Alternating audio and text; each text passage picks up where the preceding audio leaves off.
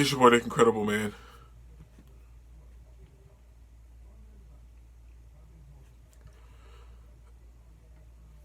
I can name a few moments on hand that made me feel the way that this episode of Vinland Saga did. Just give you guys just a little taste. Um,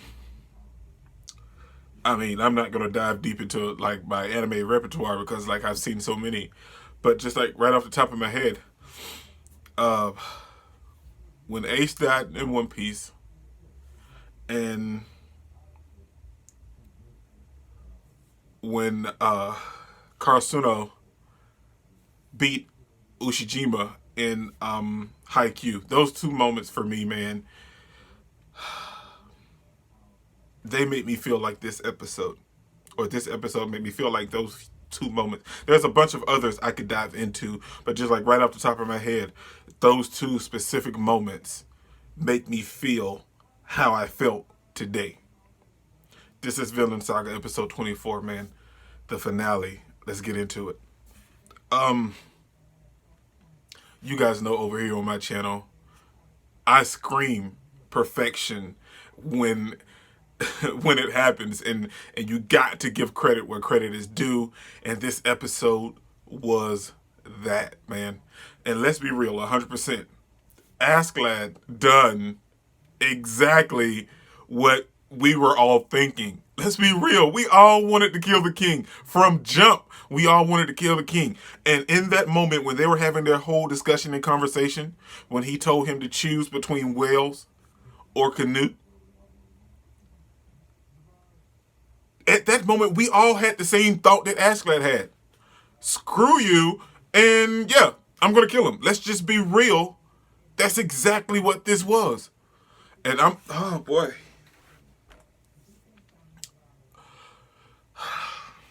This episode was absolutely phenomenal, man. Like I constantly say, it picked up right after last week's episode and was epic.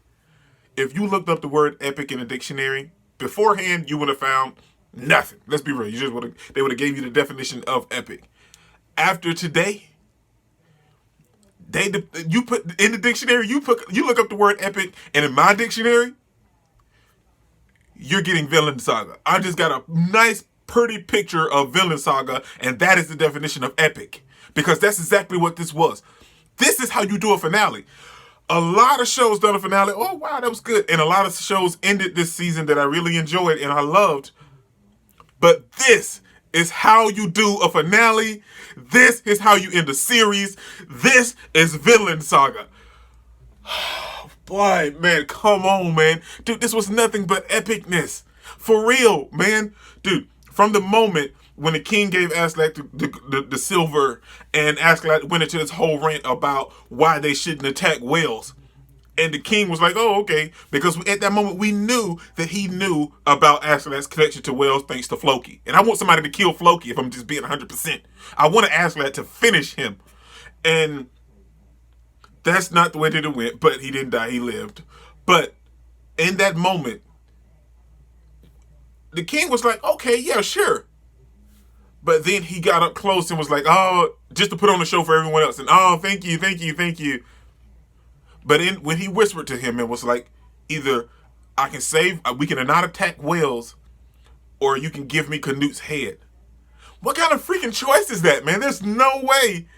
And Askeladd is the perfect anime character ever. Man, oh my gosh. There's a bunch of characters that I love and that everyone loves. But I guarantee you, everyone that watched Vinland Saga, reacted to it, reviewed it, discussed it, or anything about Vinland Saga, I guarantee you that if you were to make a poll and Askeladd was in that poll and ask the best anime character, 2019, sure. There's a bunch of stuff. I love Legacy. Legacy's my boy. There's Senku, Taiju. There's a bunch of other different characters. Tanjiro. There's a bunch of characters that's out there in 2019. But none of them hit home and were just fantastic to watch And they could do no wrong, in my opinion, like Askeladd. I don't know, man. It's so crazy. But then we get this episode, and this man cuts off the king's head like it's nothing, like it's nobody's business. Are you freaking kidding me? This is a finale. This is a finale. This man cut the king's head off in the freaking finale. Look at that. Think about that. In the freaking finale, he cuts the king's head off. And in that, he gave a slight look to Canute. And they made it seem like, it was like, well, what's going on? And they made us seem like, we caught that. If you caught it, you noticed. But then Canute and Askeladd kind of sold it to everyone else as him. He went berserk. He went mad. And the face that he made when the king called his mom a slave and that Wales produces nothing but slaves, you could argue that he did go a little mad. But Askeladd is pure genius. He didn't go mad. This was a plan, and this was the only plan that he could think of that could actually make a difference and take place in that moment, because they wouldn't have had that moment was the perfect moment and perfect opportunity for him to kill the king. They would have never got another chance like that. That was a golden chance, and Askeladd was the only one to take heed and take the opportunity to do it and finish the king. And that scene when it happened, it did the blood splatter, the crown went the one way. What? I was freaking boss, man. I was freaking boss. And in that moment, we have Canute. Like I said, we knew that Canute had stepped up. He still has some little minor instances where he goes back and reverts to his old self a little bit, not so much, like because he was like, he's gonna need Thorkel to put Askeladd down, and Thorkel made a wonderful statement as well. So huge credit to Thorkel this episode as well.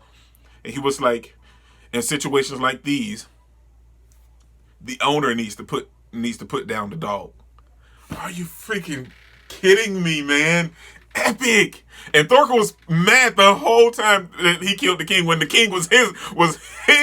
That was his prey, but he didn't get a chance to kill him. And he was mad at Askeladd. But when he said that the owner needs to put down their dog, I was like, wow, man, wow, are you freaking kidding me? That is wonderful. And the thing is, he did put down Askeladd. But before that, Askeladd was guts. Let's be 100%. Askeladd was guts in this episode. I don't care what anybody says.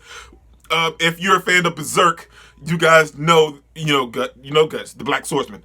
But Askeladd was guts this episode, and that was freaking boss because he was slicing and dicing people left and right, stabbing them. And this man is wonderful with a sword. And let's be real. If Watch Mojo doesn't do a top 10 swordsman of like redo a top 10 swordsman and include Askeladd in that, they're missing out. They don't know what they're doing because Askeladd was straight boss, man. But we also have,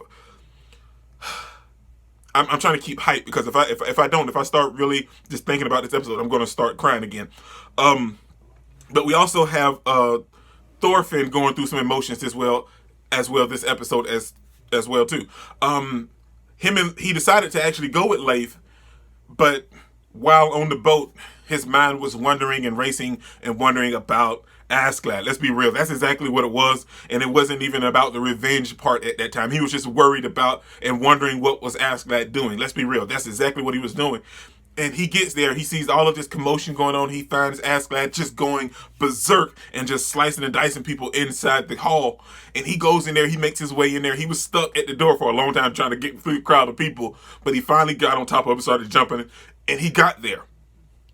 And at that time, Canute stabbed Askeladd. Let's be real. Askeladd let his guard down and he let it happen. We knew that was the way that he was going to go. He was going to sacrifice himself so Canute could be the king and take heed. But I love the fact that we got Askeladd's real name that his mother gave him, and he was like, "I am the true king of Britannia." What, man? Come on, man. Oh boy, this is how you do it for freaking finale. Oh. Nothing but greatness, man. Nothing. And when Thorfinn got there and saw that Canute had stabbed Askeladd and Askeladd was dying, I was hurt. I was torn apart because you realize I have been saying this the whole time watching the show.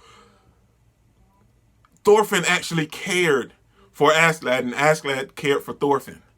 That's exactly what it was. Their relationship started out in a hateful, vengeful manner, but it became a father-son relationship at the end. Or even if you wouldn't want to call it a father-son like that, more just a relationship at the end. And Thorfinn was super upset, man. And when it was going on, when it was ending, and Askeladd was actually like giving out his dying breaths and everything, when Thorfinn was grabbing him, he was like, well, what are you going to do with your life now that I'm dying or I'm dead? And Thorfinn just looked lost and was so befuddled and puzzled and confused, because his whole goal was to duel Askeladd and kill him for his father. But let's be real, that kind of changed along the way. He kept dueling him, but let's be real, both of their emotions were completely changed. And now Thorfinn doesn't know what to do with himself. He's completely lost. And Canute went to tell him, was like, well, you don't have to follow me anymore. Thorfinn, you're free to do whatever you want. And Thorfinn, he snapped. At that moment, he's completely gone. His mind is gone. His mind is shattered. Because let's be real, he lost two father figures. And they were both killed right before his eyes. Right before his eyes. And in that moment, he snapped. He grabbed his knife and went after Canute. He cut Canute, but it wasn't deep. And everybody was like, no, kill him, kill him, kill him. And Canute was like, no, let him go. I am the king. Let him go. And they were taking away Thorfinn. And then we have Floki trying to work his magic behind the scenes. And Canute easily shuts him down and was like, no, I'm the king. Then we have Thorkel also just looking at Thorfinn and was like kind of shaking his head, because Thorfinn snapped, man. He's not himself anymore. And I'm sad that it's ended. I need more, but let's be real. Let's be 100%. I'm completely satisfied with this whole anime, with this finale, with everything pertaining to Vinland Saga. Words can't describe how I feel about Vinland Saga right now. It can't. But at the end, we see Thorfinn, and we see all of everything that happened the entire season on the blade of the knife. It's all played through on the blade of the knife. That was absolutely fantastic. And when the knife drops, it goes into like a wonderful pan out shot, and over here, different places, just a whole bunch of different places. And we see, I don't want to say it was like 4 different people. And I'm thinking when season 2 kicks in, they may be Thorfinn's gang or crew or whatever, because he's going to become a different person. Thorfinn has completely changed now. I feel like when we get a season 2, that he's going to be a completely different character. And these 4 or 5 people that we've seen are going to be around him, or they're going to be heavily influenced to Thorfinn. I don't know. That's my opinion, man. But let's be real. Let's be 100%. Absolute greatness. There's not. If you're an anime fan, there's nothing you can complain about when it comes to Vinland Saga, man. This is your boy, Incredible. Don't forget to smash that like button till you can't smash it anymore. Comment down below, and I'll be sure to respond to each and every one of them. And subscribe, but only if you really want to, man. And remember that anime matters, anime is greatness, and anime is life, man. Peace out.